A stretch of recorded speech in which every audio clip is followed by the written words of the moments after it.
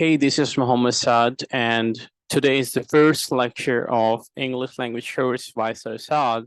And in this lecture, you will be capable of learning about what are the objectives of this course. Moreover, I'll tell you about the SLOs, student learning outcomes of this course.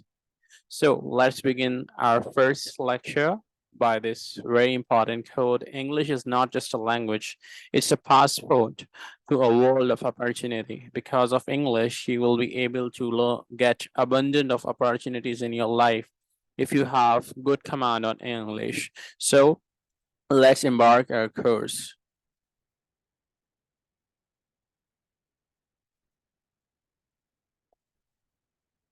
So let's discuss about the first slide. SLOs. What are the SLOs of this course? What are the student learning outcomes of this course? Which actually means that what students will be able to learn or comprehend after doing this course. The first one is to develop students' ability to communicate effectively in written and English spoken. So after doing this course, you will be able to do the written work as well. Your writing skills will be improved. Moreover, your speaking skills will also be improved. Secondly, to provide students with the skills and knowledge necessary for academic and professional writing. So in this course, I'll be providing you some knowledge and skills that are very important and essential for enhancing your professional writing skills. Thirdly, to enhance understanding of the students of English language usage, you will be able to learn about how to use English more effectively. In the last one, but not the least, to encourage students to express their own ideas and opinions using correct English grammar and usage. So, in this whole course, my main objective that I'll have to achieve, that I want to achieve, and I am expecting for my students to achieve, is that they should be able to comprehend English grammar and they should be a proficient user of English grammar. So these are the four SLOs that I'm expecting from my students to be covered by them. So in the week one, I'll be teaching about the introduction to English grammar. I'll be providing overview of course objectives and expectations. Secondly, the parts of speech will also be covered in this lecture. Then thirdly, basic sentence structure, subject, verb, and object. What is a subject, what's the object, and what is a sentence structure? So these all informations will be given by me. Secondly, in the second week, present tense.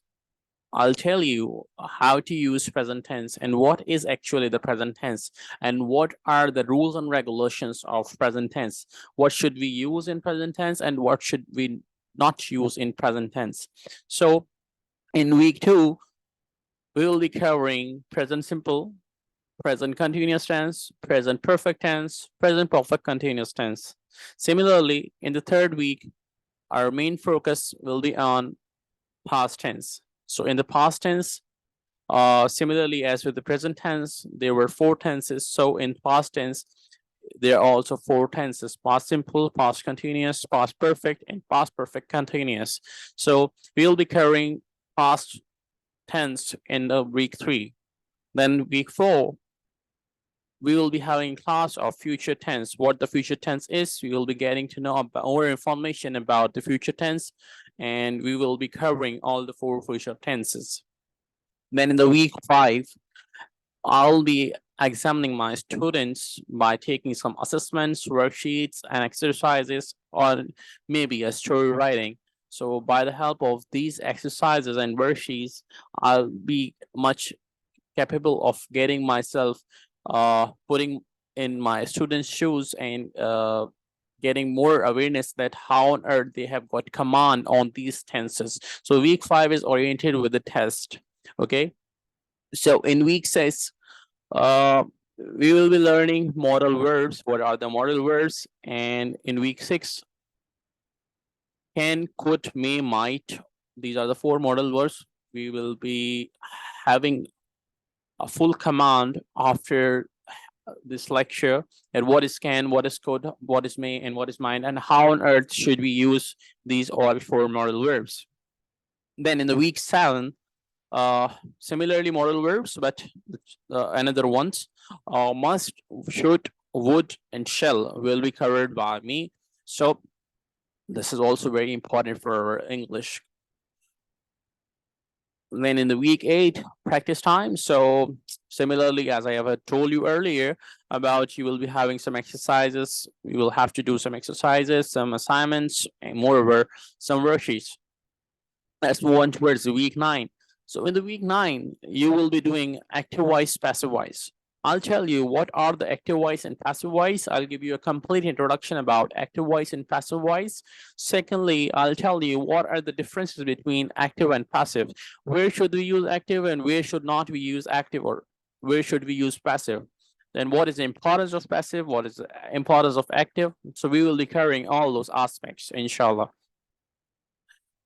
In the week 10, is oriented with the practice time. So you will be doing exercises, worksheets, or assignments.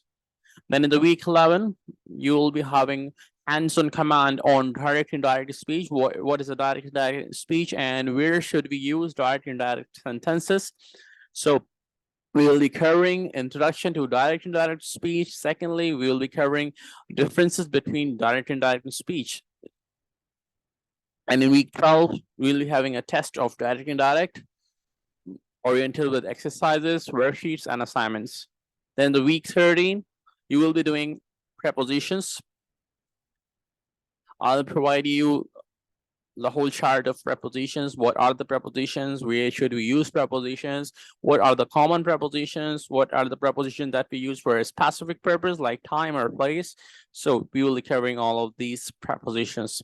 In week 14, you will be having tests of these prepositions that you have got an idea of in the previous lecture by the help of exercises, worksheets, and assignments. In the week 15, you will be learning articles. What are the articles, and definite articles and indefinite articles? What is the difference between definite and indefinite, and the rules and regulations that are very much important for understanding articles, because most of the time students know articles, but they don't know that where should they use a, n, and the. So the rules are very important. Then you will be having a test in week 16. Then afterwards in week 17, review and practice time, whatever we have discussed in our previous 16 lectures. In previous 16 weeks, you will be having a test of all of these knowledge that you have got in all the week 16s. So review of key concepts and ideas covered in the course, practice exercise, and writing assignments that required. I'll tell you that what have you discussed. I'll give you an overview of all the knowledge that is already given by me. So it's a kind of review week. So you will, if you have any discussion or any query or any adversity that you are facing, that, sir, I am unable to do this, I am unable to make sentences of present simple, I am unable to make sentences of future simple. So this week is completely oriented with the revision. So you were allowed to ask whatever the adversity you were facing from.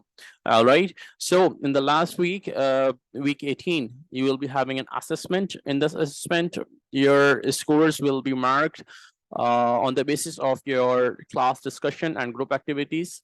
Secondly, written assignments that I have already given to you earlier. Midterm exams, I will also conduct a midterm exam in the mid of this course, and in the last I'll also conduct a final exam. So that's all from my side. I hope this session would be beneficial and effective for you, and you have got an overview about my whole course of English language. So that's all from my side.